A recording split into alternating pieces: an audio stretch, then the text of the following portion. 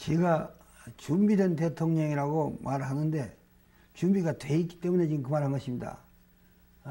근데 예를 들면 지금 여기 제 노트에 다 적혀 있어요. 광주 하면 인구가 얼마부터 적혀 있어요. 그래가지고 광주 문제에 있어서 가장 5.18 민주화 운동의 완전한 명예회복이라든가 또 지역 중심 및 국제 기능의 강화라든가 첨단 산업, 정보통신 산업의 육성이라든가 이 사회 간접 자원 시설 문제를 대폭 확충한 문제, 그리고 이제 광주 외곽도로 만든 문제도 급선무한 거. 광주가 지금 전국에서 제일 교통이 나쁘다는 거 제가 알고 있습니다. 그리고 문화예술 관광산업의 육성, 그리고 환경 보존 사업에 대한 그 적극 지원 같은 거 지금 생각을 하고 있습니다. 이 전람에 대해서도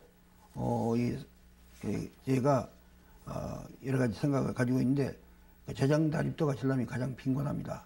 이런 문제도 관심이 있고요. 여천 산업단지 주변의 마을을 이전시키는 문제, 또 SOC 분야의 문제, 이거 많습니다. 무안국제공항이라든가 대불공단 철도 문제라든가 호남선 복선이라든가 뭐 여러 가지 많이 있습니다. 뭐 한 연암까지 돼요. 제가 지금 적어놓은 것이. 그리고 또 이 전라북도에 대해서 또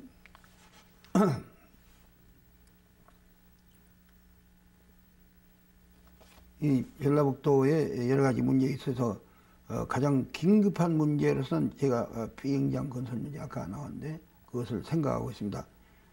그래서 이 전주에 그 군용으로 쓰던 비행장이 있는 것을 우선 그거라도 100명 이내 수송하는 그런 방향으로 썼으면 좋지 않겠냐, 이런 얘기를 지사하고도 같이 얘기한 일이 있습니다.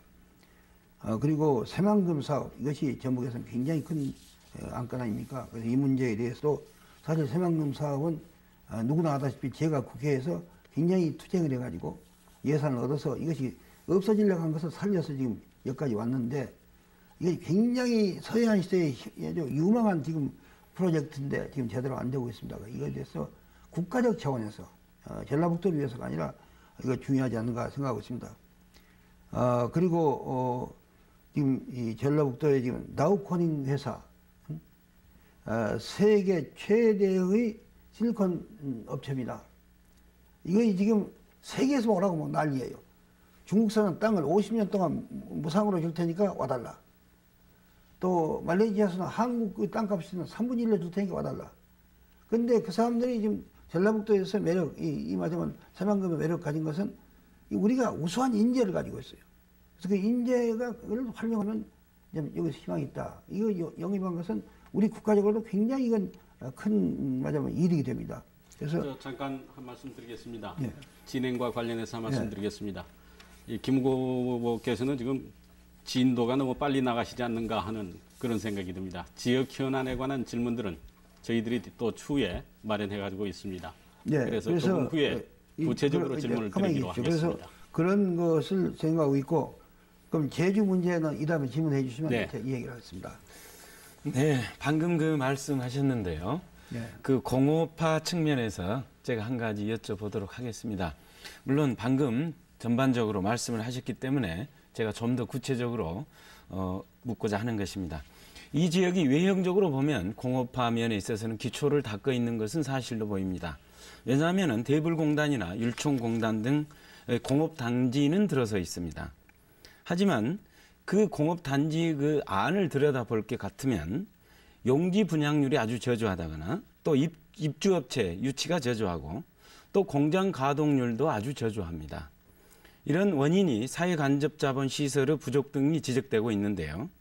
이런 공단을 어떻게 하면 활성화시킬 수 있다고 보고 계십니까? 예, 그러니까 공단 활성화 문제에서는 제가 볼 때 몇 가지 필요한 점이 있습니다. 첫째, 지금 급한 문제는 정부가 수도권에 대해서 과거에 수도권의 인구 집중을 막기 위해서 수도권 내에 공장이라든가 이 대학의 지원을 억제하던 것을 정책을 지금 바꾸고 있습니다. 그러니까 시골로 내려가려고 지방으로 내려가려고 했던 사람들이 도저히 주장을 지금 시작하고 있어요. 이거 문제 해결하면 이제 저희가 집권하게 되면 이건 반드시 이거 바꾸겠습니다. 그래서 그렇게 할 것이고요. 또 지금 말씀같이 SOC 이 말하자면 사회간접 자본이 확충이 돼야 하는데 서해안 고속도로를 지금 시작해놓고 몇 년이 됐는데 끝이 안 나고 있습니다. 이런 게 빨리 완성이 돼야 되고 호남선 목선이 30년 동안 돼도 아직도 송정리까지 와가지고 목포를 못 가고 있어요.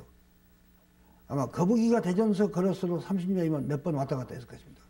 그런 상황이 지금 되고 있는 문제도 거고 그래서 헌데다가 지금 영산강 물이 지금 이제 4급수로 떨어져 가고 있는 또 이런 문제들도 있습니다. 앞으로 이 목포에 신항 만든다든가 또 광양만 여수 여천을 더욱 말하자면 발전시킨다든가 또 완도를 말하자면 그 수산 전진기지 또 앞으로 이 말하자면 해양 엑스포 같은 것을 유치한다든가 이런 등등의 많은 문제들을 우리가 해결해 나가면서 이 균형 있게 발전시켜 나가야 하지 않는가 이렇게 생각하고 있습니다. 예, 제가 방금 광양망권의 말씀이 계셨는데 추가로 질문을 하나 드리겠습니다. 김 후보께서는 경남 쪽에 가셔가지고 하동 그러니까 그 진주권, 경남 진주권을 개발하시겠다고 광양망권하고 진주하고 묶어가지고 그쪽을 개발하시겠다고 말씀을 하신 것 같습니다. 우리 지역에서 광양망권, 순천, 여천, 광양 이렇게 해가지고 그 경제권의 그 성장이라든가 개발은 매우 큽니다. 기대가. 그래서 그거하고 지금 비교를 하고 보니까 김 후보의 말씀을 다시 듣고 싶어서 질문 드립니다. 네, 지금 그 경남을 가면요, 서부 경남 사람들은 굉장한 소외감을 느끼고 있습니다. 이래가지고 말하자면 정부에 대해서도 원망을 하고 있고, 그런데 그들은 이제 광양하고 묶어서 그래가지고 같이 개발해 나가면 참 좋지 않냐 이런 얘기를 하고 있습니다.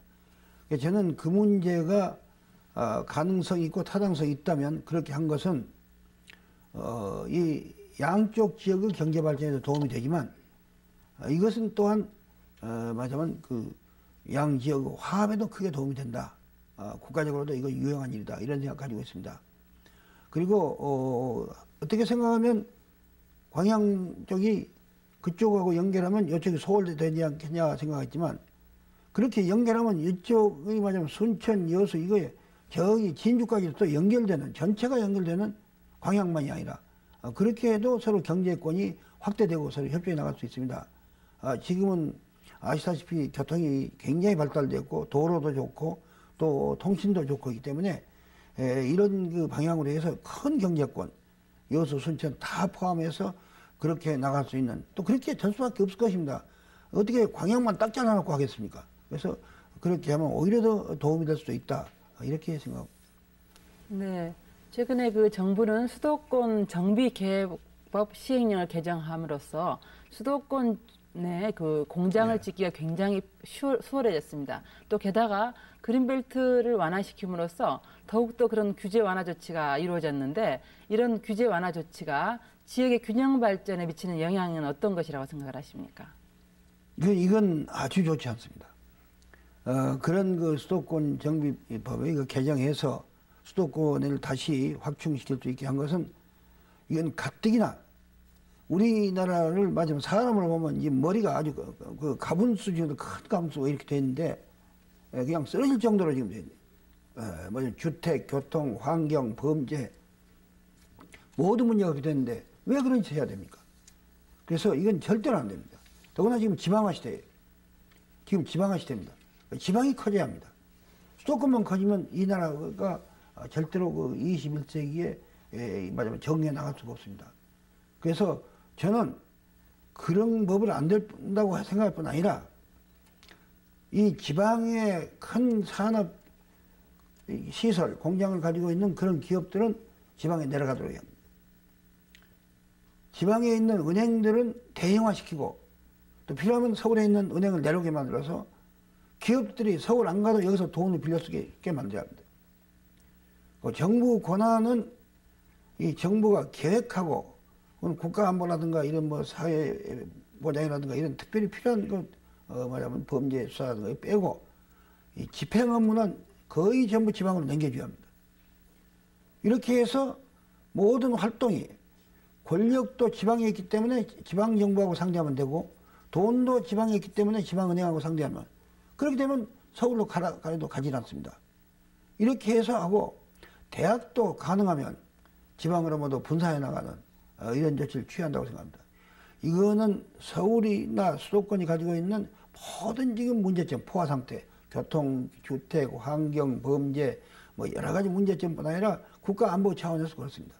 그래서 이런 것은 반드시 막아야 한다 그렇게 생각하고 있습니다. 한번 완화된 조치를 다시 강화시켜야 된다는 말씀이십니까? 그렇죠. 서울의 수도권에 밀지 못하도록 강화하겠습니다. 네, 광주와 전남북, 제주 지역은 농업의 비중이 대단히 큽니다. 그래서 저희들이 농업에 관한 질문을 준비했는데 우선 약정수매제에 관한 농민의 얘기를 들어보고 농민 문제에 관한 질문을 드리도록 하겠습니다. 우측을 봐주시기 바랍니다. 현재 약정수매는 논면적에 따라 시도별로 배정하고 있습니다. 그러다 보니 전라도 경우 농민들이 원해도 약정수매를 못하고 있는 실정입니다. 경기도 같은 데는 시세가 높기 때문에 약정 물량을 채우지 못하고 있습니다. 앞으로 배정을 할 때 산술적으로 할 것이 아니라 실정에 따라 해주시고 타 시도에서 배정 물량을 못 채울 때 우리 지역으로 추가 배정을 해줬으면 고맙겠습니다. 예, 방금 들으신 바와 같이 현재 정부는 추곡 수매 물량을 각 시도별로 배정을 하는데 우리 지역의 그 농가별 수매 할당량을 보면은 20%에 불과하다는 이야기입니다. 그렇지만은 일부 지역에서는 수매 물량을 못 채우고 있는데 그 못 채우고 있는 양을 우리 지역으로 이렇게 나누어주면 좋을 텐데 그런 그 정책적인 어떤 배려가 없는 것 같습니다. 이런 점들에 대해서 어떻게 해결을 하시겠습니까? 예, 그 약정 수매 문제에 있어서는요, 지금 도대체 지금 정부가 수매하려는 양이 적습니다. 지금 WTO하고 협정에 의해서 우리가 금년에 1조 8천억까지는 이 수매에 쓸 수 있게 되어 있습니다. 근데 정부는 지금 1조 2,700억만 쓰려고 했어요. 또 여유가 있는데 안 하는 거예요. 그리고 또 정부가 그 액수 다 썼더라도 지금 금년에 정부가 이 410만 석을 사고 그리고 농협을 하여금 400만 석 사게 이렇게 하고 있는데 정부가 돈만큼 뭐 700만 석이고 800만 석을 사고 나머지는 농협이 또 자기 자체로서 시가에 매상하면 이거는 WTO 체제에 아무 걸리지 않습니다. 문제가 안 됩니다. 그래서 현재 지금 정부가 하고 있는 이 정책은 옳지 않기 때문에 저희가 이번에 국회에서 이제 명년도 추곡 수매가에 대한 동의안이 올라오니까 그것을 심의하면서 이 문제를 논의할 작정이고 또 약정 수매에 있어서 지금같이 양이 불균형하게 배당된 것은 반드시 이렇게 시정하도록 그래서 처음에 배당도 잘해야지만 배당해놓은 결과가 그 수매에 있어서 불균형이 나오면 그 부족한 쪽으로 여유가 있는 데로 남기는 거 지금 말씀한 그건 당연히 그렇게 해야 한다. 그렇게 생각하고 있고요. 또 그 약정 수매의 그 전도금, 선수금이죠. 선수금을 지금 40% 주고 있는데 적어도 한 7, 80%까지 농민이 원하면 줘야 한다. 이렇게 그 생각을 하고 있습니다. 그리고 금년에 매상 가격, 작년의 문제인데 지금 여러분이 이걸 보시면 알게 되는데 이게 파란 것이 고가 인상입니다. 이것은 빨간 것은 이거 물가 앙등입니다. 그런데 93년에 물가 앙등과 인상률이 거의 같습니다. 94년은 물가는 6.2% 올랐는데 한 푼도 안 올렸어요. 95년 말하자면 물가는 4.7% 올랐는데 또 한 푼도 안 올렸어요. 그러다가 이제 작년에 저희들이 막 싸워서 물가 4.5% 인상률 4%로 했어요. 근데 금년 또 하나 안 올리려고 그래요. 이런 장사는 도대체 정부가 있을 수가 없는 거예요. 정부가 인정하는 물가가 4% 5% 올랐으면 가격도 4% 5% 올려줘야지. 물가는 올라가고 가격은 안 오르면 농민이 죽으란 얘기 아닙니까? 그렇게 되면 농민들은 이제 계속 손해보고, 그러니까 변농사 안 하려고 그러고, 변농사 안 하려고 하니까 말하자면 이 식량이 쌀 이게 생명줄인데 자급률이 지금 90% 이하로 떨어지고 있어요. 다른 식량은 자급률은 뭐 23% 이하니까 하지만 여하튼 이 주곡, 이만 주식을 담당할 쌀 생량만은 이건 반드시 자급자족이 합니다. 그건 세계 각국이 다 그건 합니다. 뭐 그건 모든 말하자면 희생을 무릅쓰고 해요. 우리나라를 보십시오. 이 삼면이 바다란 말이에요. 삼면이 바다인데 일제유사시에 적의 잠수함이 우리 삼면 공해상으로 나가가지고 우리나라에 식량 싣고 배들 가서 공격하면 누가 여기 들어옵니까? 그럼 안 들어오면 우리 속죄에서 굶어 죽는 거예요. 이렇게 중대한 문제입니다. 그렇기 때문에 어떤 일이 있어도 자급자족해야 돼요. 그러려면 인센티브를 줘야 돼요.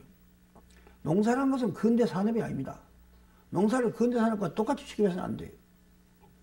그러나 우리는 또 언제까지나 만약 WTO 체제에서 농민을 위해서 과도한 지불을 할 수 없기 때문에 이제 자꾸 농업을 근대화시키고 그렇게 하고 경작 방법을 바꿔서 이래서 지금 제가 우리 당의 자치단체 장 뭐 어떤 도의사 얘기 들어보면 적어도 우리 현재 그 쌀 생산비를 한 50%까지도 줄일 수 있다 이렇게 말합니다. 그럼 거의 국제적으로도 경쟁력이 생긴 거 아니냐 이런 생각이 들어요. 그렇게까지 가려면 정부가 또 많은 지원을 해야 하는데 불가능한 것이 아닙니다. 그래서 이런 입장에서 우리는 이 농촌을 반드시 살려서 이 쌀은 주곡은 자급자족해야 한다. 이것이 다음 정부에서 가장 중요한 이슈가 될 겁니다. 그러기 위해서는 농축수산물 이것이 말하자면 생산자가 수지가 맞도록 해줘야 돼요. 그것도 영업인데 손해보는 영업 어떻게 계속하랍니까? 그럼 세 가지 방법이 있습니다. 하나는 농축수협의 생산지 조합과 소비지 조합을 연결해서 직거래시키면 예전 배추 한 퍽이 서울서 2,500원 나는데 소비지에서는 생산지에서는 300원도 제대로 못 받아요. 그러니까 팍 포기해버려요. 그러면 농축수협이 직거래를 시키면 농민은 한 700~800원 받고 소비자는 1,200원 하면 됩니다. 이런 식으로 돼요. 뭐냐면 오징어도 그렇고 소고기도 그렇고 다 그래요. 그래서 그런 방향으로 하고 또 하나는 가락동 농수산물시장 같은 도매시장을 여러 개 육성을 해가지고 이래가지고 한 곳에서 횡포를 못 부리게 만들고 또 하나는 지방자치단체가 공판장 같은 것을 만들어가지고 이렇게 해서 또 자치단체가 하고 이렇게 다양한 방법을 해서 농민의 생산 가격을 보장해주고 그리고 재해가 일어났을 때 재해 보상을 해줘야 돼요. 농업이라는 것은 1년에 한 번밖에 못 하는 거니까 1년 한 번 틀리면 재생산이 안 되는 거예요. 보장해줘야 돼요. 그리고 또 의료보험을 빨리 통합의료보험법 해서 농촌에 있는 농민들이 싼 보험료 가지고 양질을 보험 서비스, 의료 서비스를 받도록 해야 되고 그리고 이제 농촌에 있는 사람 중에 도시로 나온 제일 큰 이유가 자식들 교육 때문에 그렇습니다. 이것도 여러 가지 방법을 해야 하는데 무엇보다도 농촌을 우선적으로 중학교, 고등학교 등록금 면제해주는 이런 방안 그리고 도시로 가는데 말하자면 특례 입학의 비율을 높여서 도직하게 하는 거 또 도시에 중요한 도시에는 기숙사를 만들어가지고 싼 돈으로 들어가게 하는 거 그리고 아예 대학을 농촌 주변에 많이 이동시켜가지고 말하자면 집에서 다닐 수 있도록 하는 거 그리고 제일 중요한 것은 시골 대학 나오면 취직이 안 돼요. 그래서 앞으로 이 문제를 해결해서 말하자면 대구 경북대학에 지금 그 박찬석 총장이 그런 얘기를 주장을 했는데 인재할당제 이렇게 해가지고 그런 거 해서 시골 대학을 나오더라도 실력만 있으면 정부 공무원이건 대기업이건 어딘지 가서 입학할 수 있는 이런 할당제를 하는 이런 문제 이런 걸 종합적으로 해서 농촌을 살려야 한다 그런 생각하고 있습니다. 예, 아까 그 김 후보께서 농축수협이 그 직거래에 관한 말씀을 하셨습니다. 근데 이러한 농축 그리고 또 수협 조직이 생산과 유통 지원을 통해서 농가 소득 증대에 크게 기여해야 될 텐데도 불구하고 금융 부분에 너무 치중하고 있지 않느냐는 지적이 있습니다. 이러한 점에서 이러한 조직들이 그 구조를 합리적으로 조정할 수 있는 어떤 이양을 가지고 계신지 말씀해 주십시오. 아주 좋은 문제를 지적하셨어요. 아주 좋은 문제를. 제가 그 6대 때요, 노태우 대통령 청와대 가가지고 이 얘기를 했어요. 해가지고 왜 농축수협이 맨날 그 무슨 그 금융 업무만 말이지 거기다가 정신을 쓰느냐. 그때 한번 보니까 어떤 세조합 중에 하나가 이 어머니가 며느리가 이렇게 배가 만삭이 되어가지고 배가 이렇게 나온 며느리한테 턱 이렇게 통장을 주면서 했다. 자식 나오면 여기 이거 갖고 모든 비용 써라. 그러니까 거기서 무슨 은행입니다. 이렇게 하고 이제 광고를 하더라고요. 근데 이게 지금 이 농축 수협이 이 가격 받아주는 농축수산물을 제값 받아주는 데는 줄여가지 않고 제대로 못하고 그리고 이제 은행이 행성을 하려는데 열중하고 있지 않냐. 이게 참 문제가 있습니다. 그래서 저는 심지어 일본과 같이 이 은행은 일본은 그 농협에서 금융업 안 합니다. 이 농민구가 따로 해요. 이런 필요도 있지 않냐 정도까지 제가 이 얘기를 한 일이 있습니다. 꼭 그렇게 하겠다는 얘기는 아닙니다만은. 그래서 이제 노태우 대통령한테 얘기했어요. 그때 이분이 농협에 얘기했더라고요. 그래서 제가 또 농협을 갔어요. 가고 이런 얘기를 했는데 농협도 뭐 노력은 하고 있습니다. 내가 볼 때. 하는데 이거 하려면 정부가 막대한 예산을 지원해 줘요. 저온 냉장고라든가 냉동차라든가 뭐 여러 가지 그 지원을 해야 하는데 그런 일이 제대로 안 되니까 지금 문제가 있는 모양인데 지금 지적한 대로요. 금융 업무를 하지만 한 건 아니지만 이 농축 수협이라는 건 어디까지나 생산성을 향상시키고 그래가지고 이 농가가 수지 맞도록 해준 그것이 기본이라는 것을 잊지 말고 해야 하지 않는가 그렇게 생각합니다. 예, 다가오는 21세기는 문화가 우월한 지역이나 국가가 승자가 되는 문해 경제 시대가 올 것이라고 이렇게 얘기를 하고 있습니다. 문화산업은 뭐 제조업보다도 파급 효과가 크기 때문에 수출 산업으로서도 크게 그 부가가치가 있는 산업이다 이렇게 얘기를 하고 있습니다. 김 후보께서도 종종 그 예를 들고 계시는 것을 제가 늘 들었습니다만은 이 문해 경제 시대에 우리 지역은 천혜의 그 해양 자원과 문화 관광 자원을 보유하고 있습니다. 이런 그 문해 경제 시대에 알맞는 문화 산업을 어떻게 육성하시겠습니까? 예, 이거는 정부가 과거에 있었던 제철, 자동차 혹은 전자 이런 기간산업 못지않는 기간산업으로 생각을 먼저 발상을 바꿔야 돼요. 사고방식을.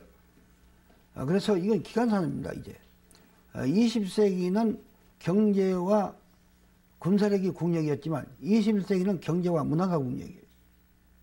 그리고 문화가 이 공업보다도 훨씬 더 돈이 적게 들고 부가가치가 높습니다.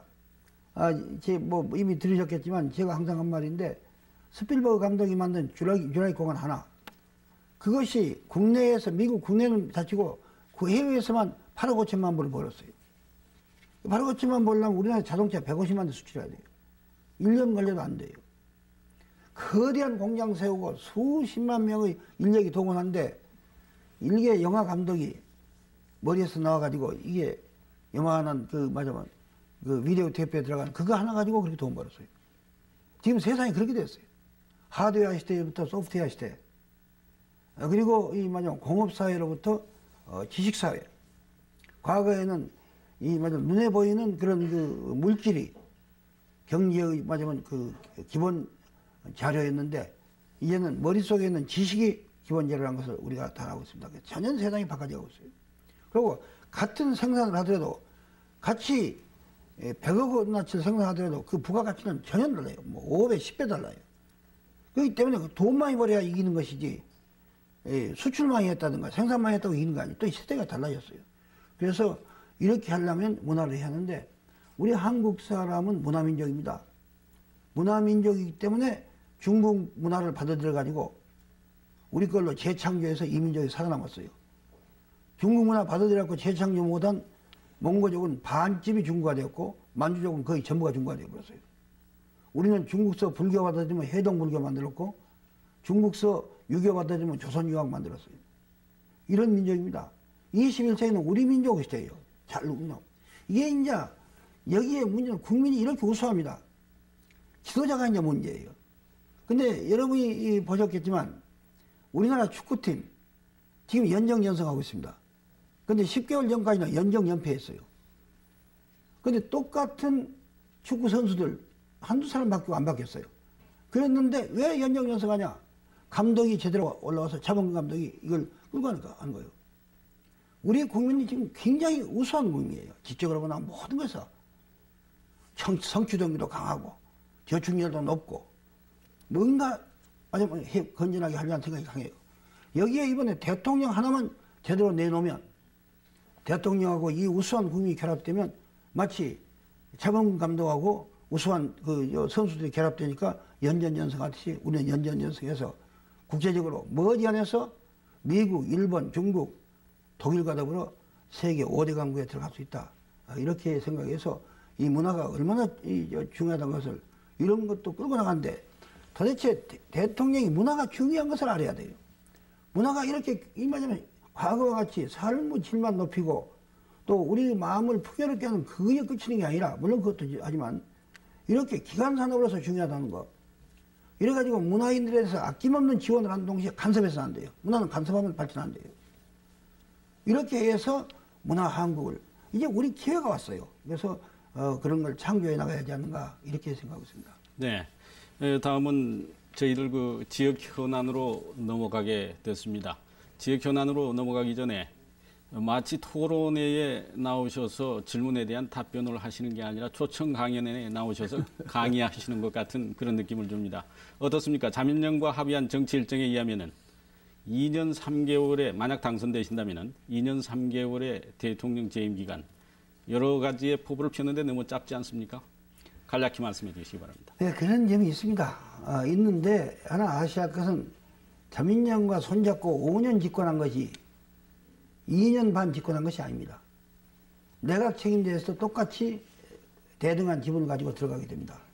그렇기 때문에 이 문제는 5년 집권이다 먼저 이렇게 해주고 다만 도중에 정부 형태가 바뀔 수 있는데 물론 국민의 동의를 얻어서 바꾸는 거지 우리 멋대로 바꾸는 건 아니죠. 이게요 보면 우리나라 그 역대 대통령 보아서 어떤 분은 뭐 18년 한 분도 있고 어떤 분은 뭐 7년 8년 한 사람도 있고 어떤 분은 6년 하지만 길다고 잘한 건 아니잖아요. 네, 그 정도. 길다고 잘한 거 아닙니다. 그래서 저는 2년 반쯤 시간 주면요, 우리 정치, 경제, 사회, 남북, 외교, 이제부터는 참 외교가 중요합니다만 이런 기틀을 잡아놓을 자신이 있습니다. 네네. 그래가지고 하실 말씀이 더 많으시리라고 생각합니다만. 계속 이만하면 그 내각 책임제를 또 우리 당이 들어가서 공동집권해서 미진한 것은 또 거기서 하고 이렇게 하겠습니다. 네, 지역 현안 문제 질문해 주시기 바랍니다. 예, 전남에서는 지난해부터 해양 엑스포를 유치하기 위해서 많은 노력을 해가지고 중앙정부로부터 지난 5월 전남에 유치할 것을 허락받았습니다. 만약에 전남의 해양 엑스포가 개최된다면은 그동안 미진했던 사회간접 자본 시설이며 우리의 그 고유한 여러 가지 그 아까 말씀을 드렸던 해양 자원이라든지 문화 자원 이런 것들을 국제 수준으로 이렇게 향상시킬 수도 있고 그렇습니다. 그래서 생각해 보면 일본은 2005년에 그 해양 엑스포를 개최하는데 16년 전부터 노력해 왔습니다. 우리도 지금 금년 오늘 그러니까 해양 엑스포 추진위원회가 이 지역에서 발족이 되고 있습니다만은 그렇습니다. 예, 김 후보께서 대통령이 되신다면 이 해양 엑스포를 어떻게 하시겠습니까? 네, 단순히 전남만 위해서가 아니라 우리나라를 위해서 이걸 적극 추진해야 합니다. 21세기는 정보산업과 더불어 첨단 기술산업, 예를 들면 생명공학, 우주항공, 그리고 이 해양산업 이것이 굉장히 중요합니다. 이제는 바다로 나가서 영토도 바다로 확대해서 거기다가 말하면 그 비행장도 만들고 무슨 공장도 만들고 이렇게 해야 되고 또 바다에서 양식도 하고 뭐 바다에서 여러 가지 광물도 채취하고 이런 식으로 이제 들어가야 하기 때문에 이것은 대단히 큰 의미가 있다고 생각합니다.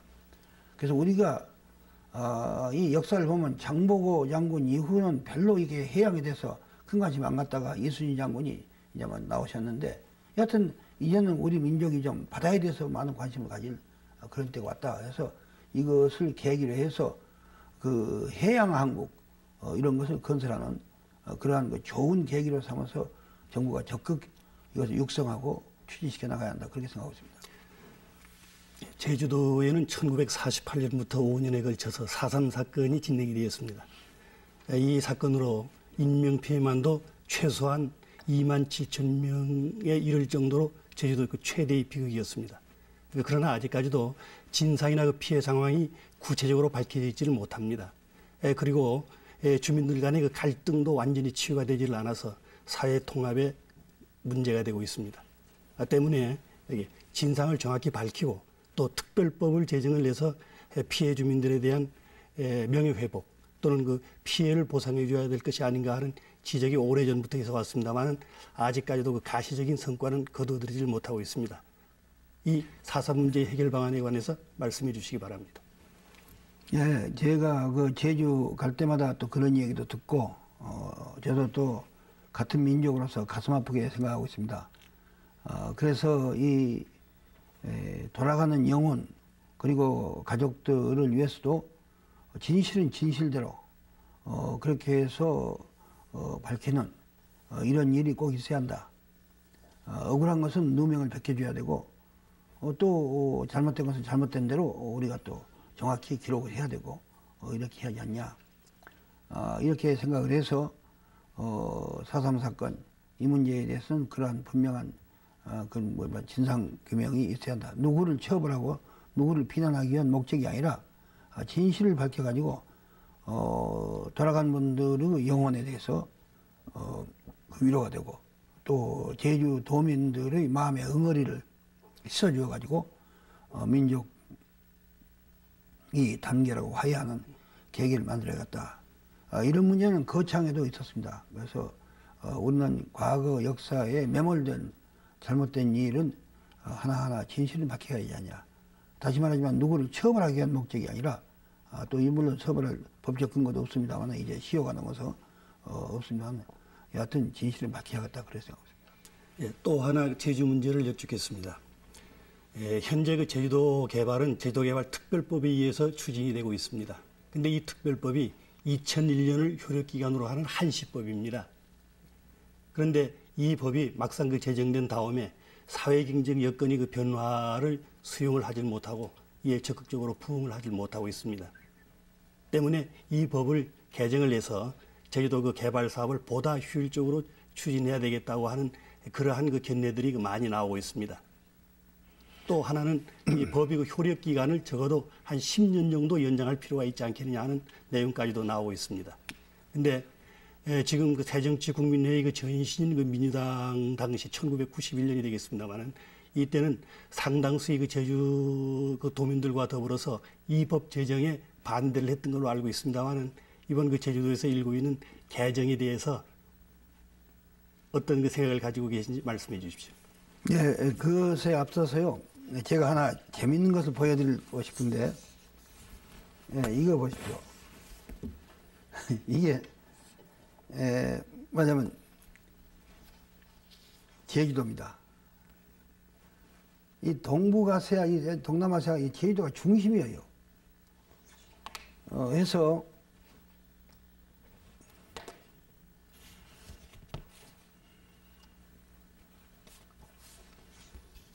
여기가 제주, 여기가 북경입니다.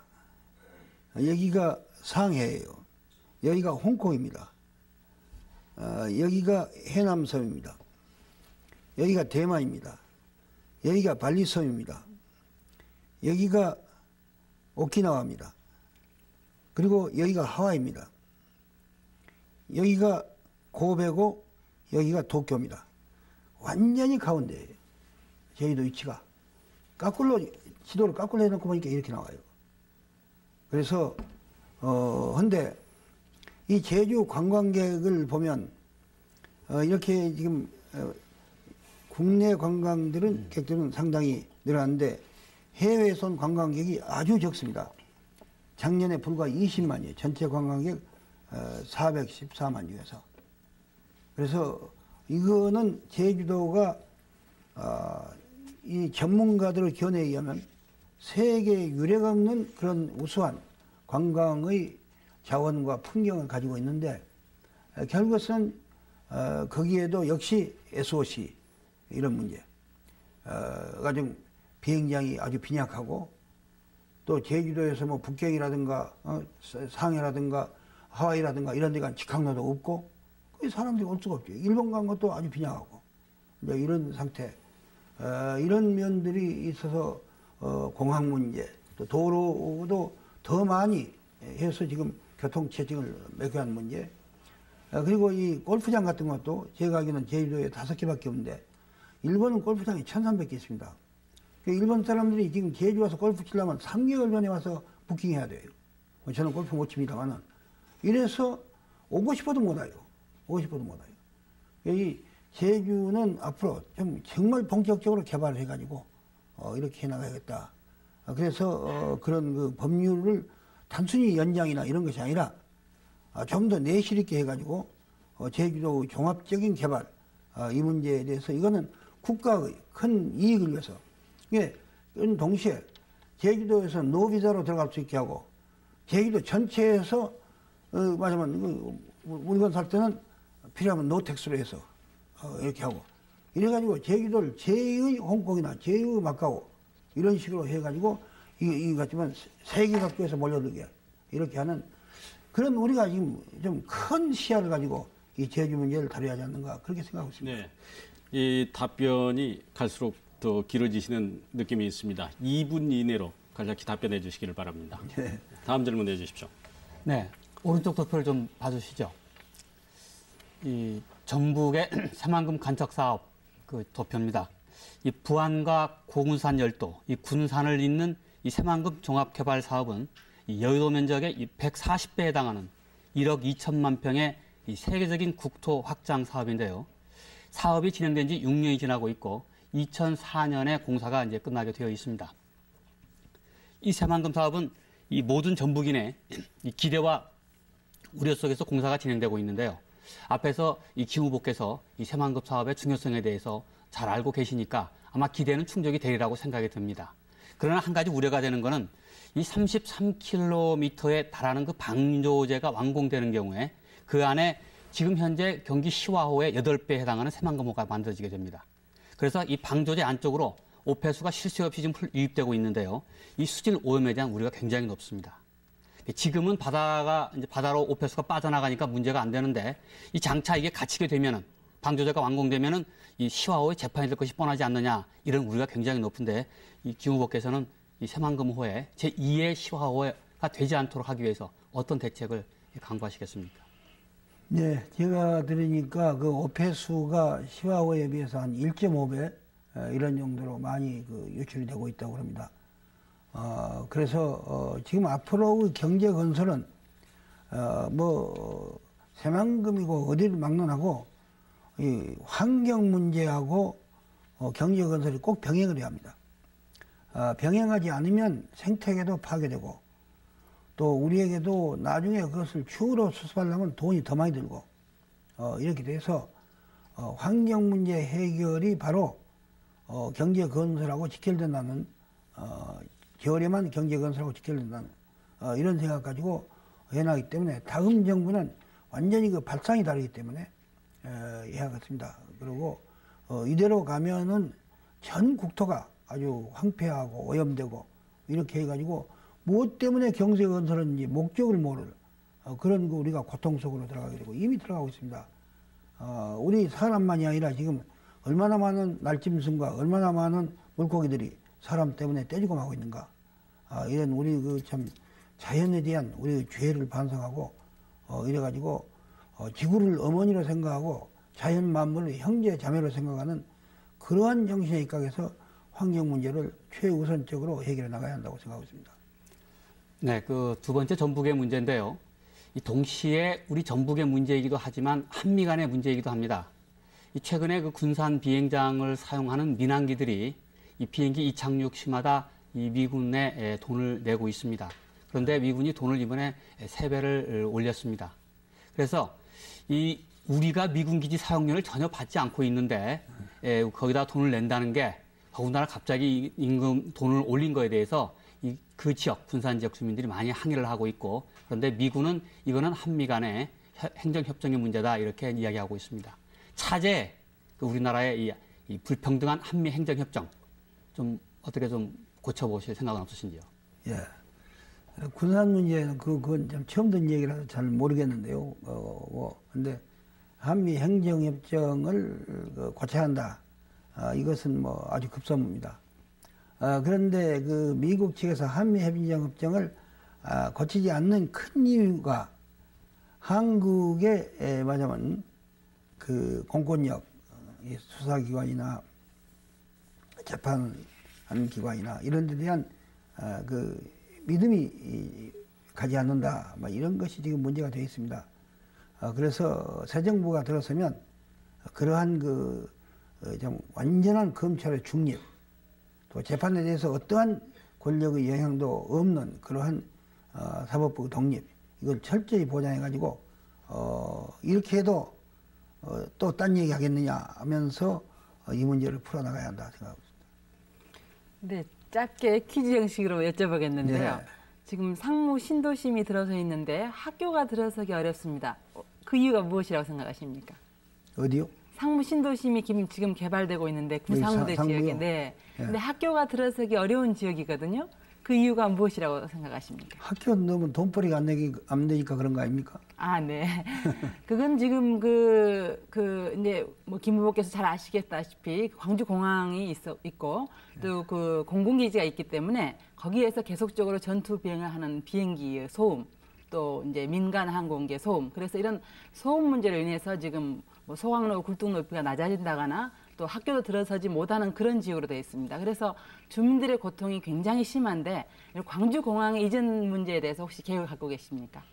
예, 근데 지금 광주뿐 아니라 전남 이쪽 서부 이런 데 발전, 또 전북 일부 위에서는 하루속히 그 망운 공항 이것이 국제적 규모 공항으로 발전되었고, 그 망운과 이 전라북도 고창, 또 망운과 광주, 망운과 목포, 또 망운과 광양 이런 방향의 그 고속도로 같은 거 이것이 빨리 건설이 돼서 이래 가지고 즉각 도착할 수 있도록 그렇게 되면 광주가 망운까지 가는데 한 30분 이내에 간다고 합니다. 이 고속도로 만들면 그렇게 해서 이 문제를 빨리 해결해야 하지 않는가. 또 이 장차 이 지역 발전을 위해서도 이 항공 수요는 자꾸 늘어나는데 현재와 같은 상태 갖고는 안 되지 않겠는가. 이렇게 생각해서 지금 말씀하신 대로 이것을 우선 사업 중에 하나로 적극 추진해야겠다 그렇게 생각하고 있습니다. 네. 또 광주에는 지금 김 후보께서도 아시다시피 기아 부도 사태 때문에 이 지역 경제의 35%를 차지하고 있는 아시아 부도 사태가 지금 굉장하게 지역 경제를 압박하고 있습니다. 그러나 정부에서 일관성 없는 태도로 인해서 지금 거의 100여일 동안 이렇게 무방치한 상태로 놔두었다가 이제사 법정관리와 제3자 인수를 추진하고 있는데요. 이에 대해서 뭐 노조 측이나 여러 시민단체들의 반발도 많았습니다. 김 후보께서는 혹시 김 후보가 이것을 해결하신다면 어떻게 했던 것이 가장 바람직한 일이었다고 생각을 하십니까?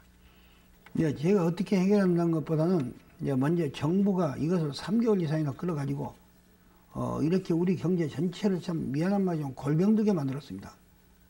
처음에는 또 시장 경제 원리에서 간섭 안 한다 하더니 이젠 또 그 채권자하고 채무자 사이에서 이렇게 화해 신청해가지고 해결하려고 하니까 또 막고 이래가지고 이젠 또 말하자면 법정 관리한다 이렇게 나와서 정부 이런 그 갈팡질팡한 태도 또 말을 자꾸 바꾸는 태도 이것 때문에 지금 오늘 상황이 이렇게 잘못되었습니다. 저희는 그동안에 저희 정책위 의장을 시켜가지고 당의 공식 입장을 표명한 동시에 정책위 의장 시켜가지고 경제기획원, 은행 양쪽을 접촉해서 아세아 자동차는 절대로 분리 않는다. 이 기하고 하나로 묶어서 하겠다. 이 다짐을 받았습니다. 그런데 요새 이제 또 갑자기 또 분리한다는 이렇게 돼서 오늘 또 우리 정책위 의장이 지금 그 경제기획원 장관을 재경원 장관을 만나고 왔어요. 만나고 한데 이 문제는 당초 정부가 약속한 대로 아시아 자동차를 말하자면 기아와 묶어서 그렇게 해 나가도록, 그리고 어떤 경우에도 아시아 자동차가 말하자면 그 타 지역으로 옮겨가는 그러한 일은 절대로 막혔다, 있을 수 없다, 그렇게 생각하고 있습니다. 네, 다음은 시청자들께서 보내온 질문입니다. 네.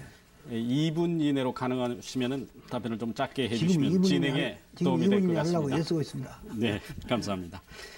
첫 번째 질문입니다. 엄청난 사교육비로 학부모들이 어려움을 겪고 있습니다. 이는 곧 좋은 직장의 취직을 위해서는 소위 인류대학을 나와야 하기 때문이라는 생각 때문입니다. 사교육비 절감 대책은 어떻게 세우고 계십니까? 예, 아주 요점만 토막토막 얘기하겠습니다. 첫째, 학교의 교사를 우수 교사로 바꾸기 위해서 여러 가지 조치를 취하겠습니다. 그래서 교사가 가르친 거 가지고 충분히 대학 갈 수 있는, 이렇게 해서 현재의 교사의 사기를 높이고 또 새로이 좋은 교사가 들어가고 이렇게 만들겠습니다. 둘째는 현재의 과중한 그 학생 수를 30명 이내로 줄여가지고 교사가 개인 지도까지 하고 인성 교육까지 할 수 있도록 이렇게 해서 학생들의 질을 높이도록 하겠습니다. 그리고 셋째는 이 수능 시험을 학교에서 가르치는 수준 이상으로 어렵게 못 만들게 해가지고 과외를 못 하도록 만들겠습니다. 과외가 필요 없게 만들었어요. 넷째는 이 누구든지 대학을 가고 싶은 사람은 원칙적으로 가도록 하고, 그 대신 열심히 공부한 사람만이, 실력 있는 사람만이 졸업시키는 이러한 그 실력주의를 하겠습니다. 이래가지고 앞으로 이 인류대학을 나왔건 삼류대학을 나왔건 이건 제가 반드시 실천하려고 하고 있는데, 정부나 대기업에 대해서도 그 실력대로, 이름 보지 말고 학교 보지 말고 실력대로 채용하는 이런 제도를 해가지고 지방대학 나와도 실력만 있으면 얼마든지 좋은 직장 갖고 출세할 수 있도록 그렇게 하겠습니다. 네, 두 번째 질문입니다. 우리나라의 부정부패 현상이 대단히 심각합니다. 공무원의 비리 방지와 사기 ang양책을 어떻게 세우실 예정입니까? 예, 한편으로는 공무원은 사기를 ang양시켜야 합니다. 그러기 위해서는 공무원들의 그 인사를 공정히 하고, 또 공무원이나 국영접체 이런 데서 승진이 내부 승진되도록 외부에서 뛰어들어오지 못하도록 해야 합니다. 특히 저희는 그 측근이나 정권 잡았다 해서 당의 사람들이 가서 마구 지금까지 해온 바와 같은 그런 그 국영접시나 이런 데 가서 한 일을 못하게 하겠습니다. 그렇게 한 동시에 이 공무원에 대해서 공무원의 감원이 생기면 그 돈 가지고 전부 공무원의 이 처우 개선에 뭐 쓰도록 하고, 또 감원된 공무원은 직업 훈련을 시켜가지고 직책을 주도록.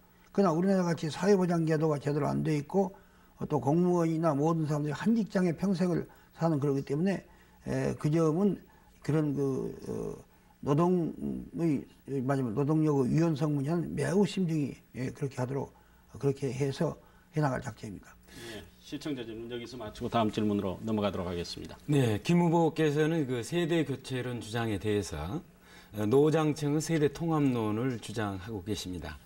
그런데 이 주장이 설득력을 갖기 위해서는 구체적인 정책이나 젊은 세대를 아우르는 모습을 보여줘야 줄 필요가 있다, 이렇게 생각이 되는데요.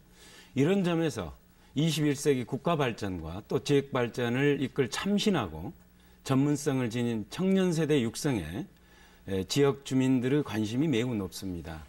이런 특별한 관심을 가져야 될 문제로 보여지는데요.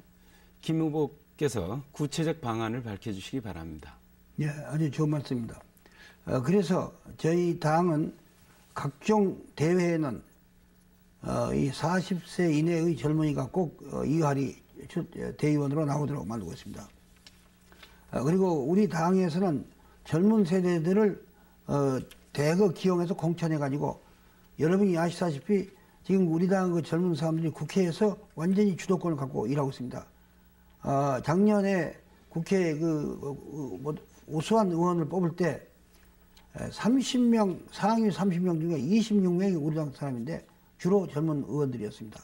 그런 정도로 하고 있고, 또 이번에 정권을 맡게 되면 이 젊은 사람들을 50세 이하의 젊은 사람들을 말하자면 한 2할 이 정치에 참여하도록 이렇게 하고 이제 그 외에 젊은 사람들을 위한 각종 문화시설이라든가 체육시설이라든가, 그리고 젊은 사람들이 아까만 같이 인류를 나왔건 3류를 나왔건 실력만 있으면 성공하는 실력주의 사회를 만들어서 젊은 사람들의 사기를 높여주는 뭐 여러 가지 일을 종합적으로 해나가야겠다, 그렇게 생각하고 있습니다. 네, 우리나라에서 본격적인 지방자치제가 이제 시행된 지 3년째 접어들었는데요. 그렇지만 그 지방자치의 발전 정도는 아직도 좀 원시적인 미미한 단계가 아닌가 이런 생각이 듭니다. 특히 이 중앙정부가 이 지방정부의 권한을 제대로 이양이 안 돼 있어서 좀 많은 어려움이 있지 않나 생각이 들고요. 예를 들면 교육이라든가 또 경찰이라든가 이런 문제가 그렇습니다. 이 새정치 국민회의에 이러한 완전한 지방자치제를 좀 확대하기 위한 그러한 정책이 있으시다면 좀 말씀해 주시죠. 예, 좀 좋은 말씀인데 20세기는 아시다시피 한편은 세계화 시대고 한편은 지방화 시대입니다. 중앙정부 국민국가의 힘은 자꾸 이제 축소되어가는 그런 세기인데, 저희는 이 지방자치를 위해서 정말 수십 년 투쟁했고, 저는 13일 동안 단식까지 하면서도 이걸 실현시키는 데 노력을 했습니다. 저희가 집권하게 되면 이 지방에 대해서 조례를 가지고 모든 그 규칙을 만들어낼 수 있는 권한을 대폭 이양해서 지방의 특색 있는 그런 체제를 만들어 가도록 하겠습니다. 그리고 지방에 대한 예산의 지원, 예를 들면 현재 지방에 대해서 자치제에 대한 양역금이라든가 혹은 또 지방자치를 위한 여러 가지 자금을 현재보다도 훨씬 더 많은 이렇게 해서 지방이 재정적으로 튼튼하게 나갈 수 있도록 이렇게 할 작정입니다. 그리고 또 지방경찰을 만들어가지고 그렇게 해서 이에 경찰이 광주시장이나 전남지사나 전북지사나 제주지사 밑에 예속돼서 이래가지고 시장이 종합적으로, 지사가 종합적으로 치안 문제라든가 이 지방의 안정 문제를 해결할 수 있도록 하는, 그래가지고 지사 선거나 시장 선거 때는 치안을 잘했냐 못했냐가 중요한 평가 기준이 되도록 이렇게 해서 책임을 부여하는, 또 지방경찰을 이렇게 하면 지방에 언제든지 계속 있기 때문에, 항구적으로 있기 때문에 지방살정은 잘 알아서 범죄의 예방이라든가 범죄의 수사에도 큰 도움이 된다고 생각합니다. 그리고 이제 중앙국립경찰은 국가 안위에 관한 문제라든가 대형 범죄라든가 이런 것만 맡아서 하는, 이렇게 분리해서 해왔다고 생각하고 있습니다. 네, 시간 관계상 마지막 질문을 제가 간단히 드리고 간단한 답변을 끝으로 마쳐야 될 것 같습니다. 여론조사에 의하면 호남권에서 약 89%의 지지를 받고 있다, 이런 여론조사 결과가 나오고 있습니다. 어떻게 해석하시겠습니까? 참으로 25년, 71년 이래 지금까지가 26년 변치 않고 성원해 주신 데 대해서 참으로 감사한 말씀, 감격된 말씀을 뭐라고 할 수가 없습니다. 원컨대 이번에 제가 꼭 대통령이 당선되어 가지고 준비된 대통령으로서 이렇게 나라 일을 제대로 해 가지고 참 외람됩니다만 정말 뛰어난 대통령을 했다. 우리가 26년 동안 버리지 않고 지원한 보람이 있었다. 이런 긍지를 여러분께서 느낄 수 있도록 그런 대통령 하는 것이 제가 여러분에 대한 유일한 보답이 아니냐. 참 눈물겹도록 감사한 생각을 가지고 제가 그러한 좀 굳은 결심을 갖고 나가겠습니다. 앞으로도 여러분께서 변치 않고 저를 지원해 주시고, 또 잘못한 일이 있으면 질책하고 꾸짖어 주시고, 그리고 제가 바르게 갈 때만 지지하고 바르게 안 갈 때는 여러분은 저를 지지할 필요가 없다고 생각합니다. 그래서 그런 점에 있어서 앞으로도 많은 지도 편달을 마음으로부터 바라마지 않습니다.